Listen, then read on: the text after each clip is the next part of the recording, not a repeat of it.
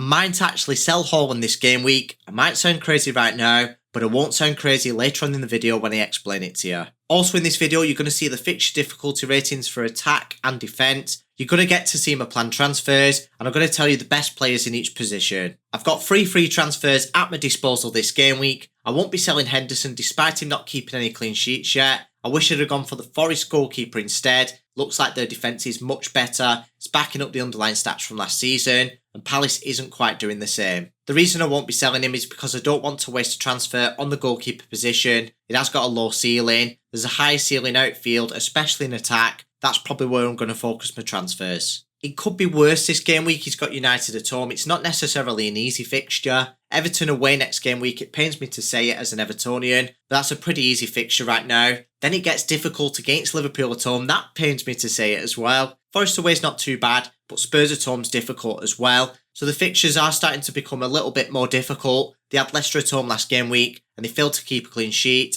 In fact, Henderson only got 1 point. If I was to pick a new goalkeeper in the upcoming game weeks, it would still be a 4.5 mil goalkeeper, and that would be Flecken from Brentford. I'd ride out Spurs away this game week, then it's fine from them onwards. I understand that Everton's at the top of the ticker, but don't invest any money in our defence until Branthwaite's back in the team. I've carried out some data analysis on Everton with and without Branthwaite. The sample size is 34 matches with Branthwaite and 46 matches without Branthwaite, so it's a large enough sample of data. So these stats are per 90 minutes. Goals conceded with Branthwaite 1.18, without Branthwaite 1.76, expected goals conceded with Branthwaite 1.39, without Branthwaite 1.78, clean sheets 0.35 with Branthwaite, 0.22 without Branthwaite, and expected clean sheets 0.35 again with Branthwaite and 0.2 without Branthwaite. There's a significant difference between Everton with and without Branthwaite. He featured for 34 full matches last season out of a possible 38, and Everton got the second most clean sheets in the whole league. It's obvious to everyone right now that Everton's an easy fixture from an attacking perspective, but don't be one of those people where Branthwaite comes back in the team and still think Everton's an easy fixture, because it won't be. The numbers back that up. Moving on to defence, Trent got his first blank of the season last game week against Forest at Anfield. He's got another match at home this game week against Bournemouth. He's the most favourable defender to own this game week. Liverpool's got the highest clean sheet odds, and he's the most attacking defender in the game. It is worth noting for the Liverpool defence that Alisson's doubtful this game week. It doesn't mean that they've not still got the best clean sheet odds. They will probably drop a little bit if he is ruled out,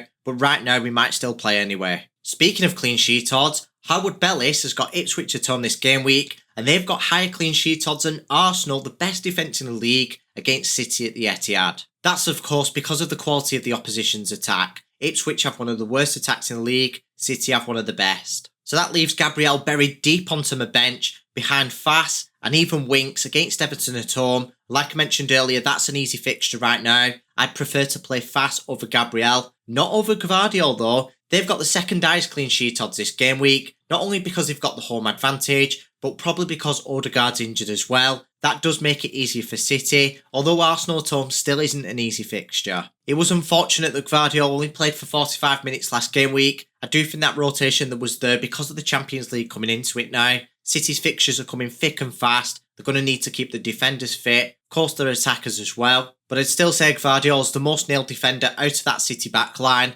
They're all at a rotation risk. I am happy to own Trent, Gvardiol and Gabriel, but if I was to spend a transfer in defence, I'd bring in Robertson. He's my second favourite to own from this point onwards, behind Trent. However, I don't think it's worth spending a transfer on that position. Could have sold Gabriel for Robertson last game week. I didn't think it was worth it. I did get quite lucky with a 15-point haul whilst Robertson blanked. But there's not much between Gabriel and Robertson from this point onward, because Gabriel's got 2 very easy fixtures from next game week onwards. Moving on to midfield, I've got Eze against United at home. Now I might actually sell him this game week to make way for Salah. I'm not sure yet, but what swayed me is the fact that it looks like he's lost penalty duties. It's not guaranteed whether they're shared or not with Mateta, or Mateta's just taken all of them, but from now it doesn't look very promising for Eze. Rodgers is another player that could give up his spot for Salah, not because he's done badly. He has blanked for 4 games in a row, but it's because I do need that midfielder slot. He's got Wolves at home this game week, that's a favourable fixture. I really don't want to sell him as a budget enabler,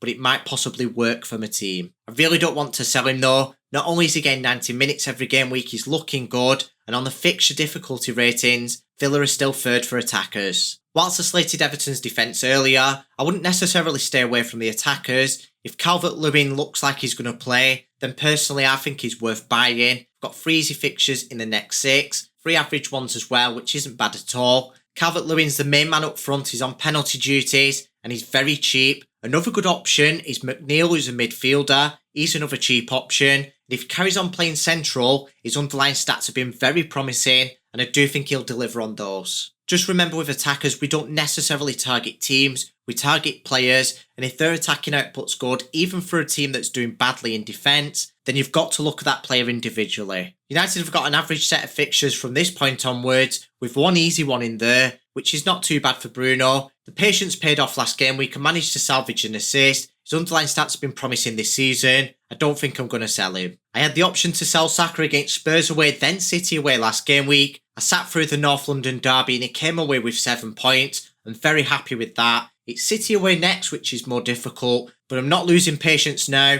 It's Leicester at home next game week, where he's a captaincy candidate. Then Southampton at home the game week after, where he's a captaincy candidate again. If I was to get a midfielder that I've not already got, I'd get Mbeumo from Brentford. He's only 7.1 mil. He's nil for 90 minutes practically every match. He's on penalty duties and he's playing out of position as well. Might even get him in next game week when his fixtures get even easier. I've got 2 forwards up front that are yellow flagged, Isak and Pedro. I only bought Pedro last game week, so that's frustrating. I can deal with it because I've got free transfers. Problem is there's absolutely no confirmation that either player's ruled out, so I don't know whether to sell them or not. I am a little bit stuck. Hopefully we can get some leaked team news. If one of them's ruled out, then I can sell them for another forward, which I will discuss shortly. Lastly is Haaland against the best defence in the league, Arsenal. It is at the Etihad, but it won't be easy for him, even though he is the top player. Spoiler alert, if you want to watch my best captain video and you haven't yet watched it, look away now. But I'm not planning on captaining Haaland in the next few game weeks. Of course that's subject to change. I'm going to carry out in-depth data analysis on my best captain videos. Haaland is a very strong captaincy candidate against Fulham in game week 7, so I might still captain him there yet. But basically, if I'm not going to captain him for the next few game weeks, I don't think it's worth owning a player for 15.2 mil. Yeah, I get how much he's overperformed his underlying stats, but they are going to regress. He's not superhuman.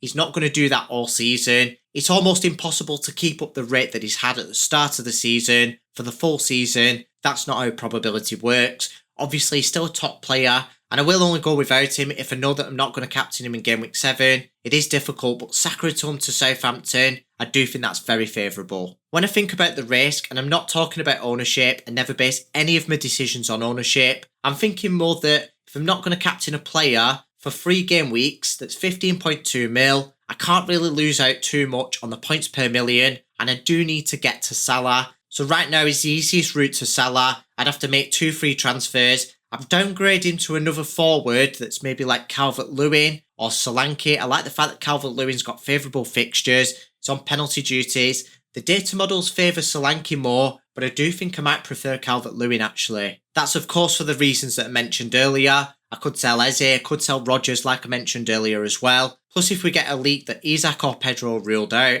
then I could have Calvert-Lewin and Solanke. I could easily make that happen with my 3rd free transfer. Of course there's a lot to consider. Do I really want to sell Haaland? Mine to captain him in game week 7, and if that was the case, I wouldn't want to spend a free transfer on selling him, then in 2 game weeks time spend another free transfer on bringing him in, plus he could be 15.3 mil by the time I want to buy him back. Whatever decisions I land on will be posted on X, formerly known as Twitter. Make sure you follow me on there, at FPL Premtipster.